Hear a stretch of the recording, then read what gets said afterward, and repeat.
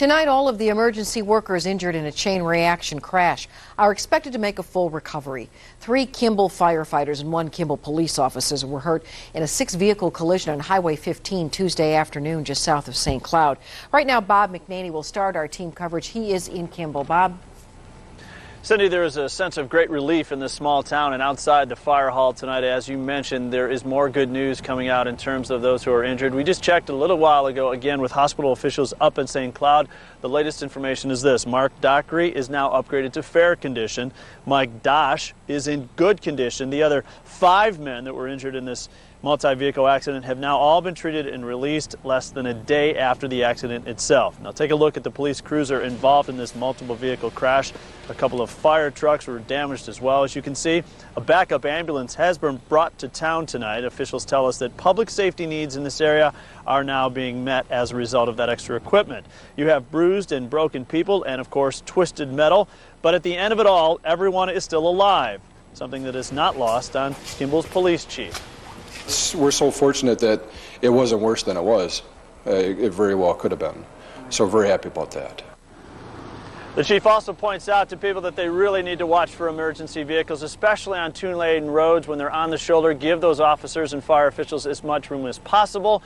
The State Patrol continues its investigation into this multi-vehicle crash. Reporting live in Kimball, Bob McNaney, 5 Eyewitness News. As Bob just said, the State Patrol right now is actually collecting evidence and reconstructing the chain reaction crash scene. They believe that the squad car, the fire rig, and the ambulance were parked on the shoulder of Highway 15. They were helping a driver who was having a medical problem. An SUV slowed when it approached the scene, but the semi behind the SUV couldn't stop, hitting the SUV, then the ambulance, which smashed into the squad car.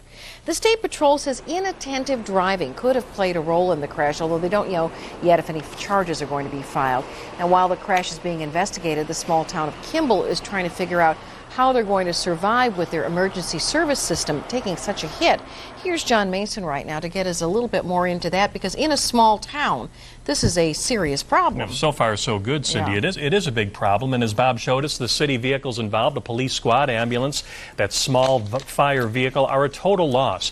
As we left Kimball, the city was writing a check to replace the police squad already this afternoon, and other towns and cities were already pitching in to help.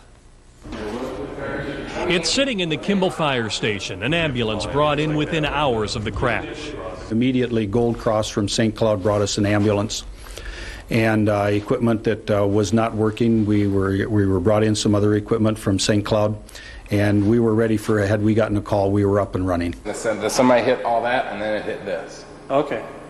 And then this then hit the squad? The insurance adjuster and firefighters were still trying to piece this one together. Kimball's rescue squad rear-ended by a semi, a total loss. A small fire truck also totaled, and this is all that's left of the town's 2004 model police cruiser. On Main Street, they know the vehicles can be replaced. Talk of Kimball is the guys are all very lucky, and we're happy that they're all okay. You look at what they say about the accident, and it certainly could have been a lot worse, but yet you have to feel for the families and the people involved. The town is ready to pitch in to help its police and fire departments, right down to the pull tabs behind the bar at the Main Street pub. Hopefully a lot of insurance will help with it. The city may help with it. Maybe there's something in the state. And hopefully from the generation of money from the pull tabs will go back. Part of it could be helping to get new equipment. Back in the late 80s, Kimball dealt with a horrible loss. A female firefighter was killed while she was stopped to help motorists. And some of the men and women who volunteer now remember that incident. That adds to the huge sense of relief, Cindy, that these emergency workers weren't hurt more seriously. Right, like you say, in a small town like this, every police car, every person counts, makes a difference too. It sure does. Thanks, John. The State Patrol believes inattentive driving could be to blame for that multi-car crash that injured 7 people, including 4 emergency workers. The chain reaction accident happened yesterday just south of Kimball in central Minnesota. And Maury Glover has one survivor's story. I'm stiff and I ache all over in my back sore, but just a little bit of that. As a Kimball police officer, Tom Decker has seen his share of accidents, but now he's at home recovering from one. Lucky, it could have been a lot worse than what it was. His cruiser was parked along Highway 15 just south of Kimball when a semi hit an SUV and then an ambulance parked on the shoulder behind Decker's squad car.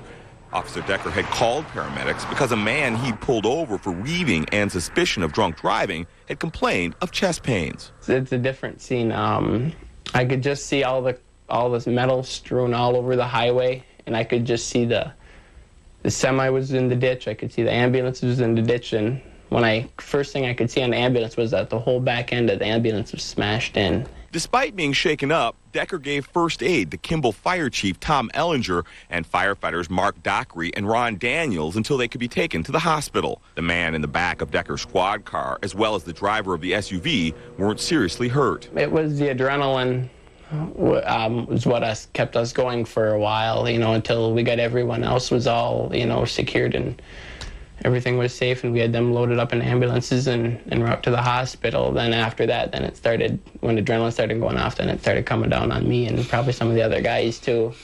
This isn't the first time emergency workers from Kimball have been involved in a serious accident. Back in 1987, a Kimball firefighter was struck and killed when she pulled over to help a motorist on this exact same stretch of highway. That's why Officer Decker says it's so important for drivers to slow down whenever they see flashing lights. Because whenever we have our lights on out there, everyone goes by. It's natural instinct to look. And you got everyone going by down the road, and they're looking at us and they're not watching the road. That's where stuff can happen. In Kimball, Maury Glover, Fox 9 News. The Kimball police chief believes the man Officer Decker pulled over may have been faking those chest pains to get out of a DUI. The man's license had also been revoked. Meanwhile, firefighter Mark Dockery remains in serious condition at St. Cloud Hospital, while Fire Chief Tom Ehlinger is in good condition.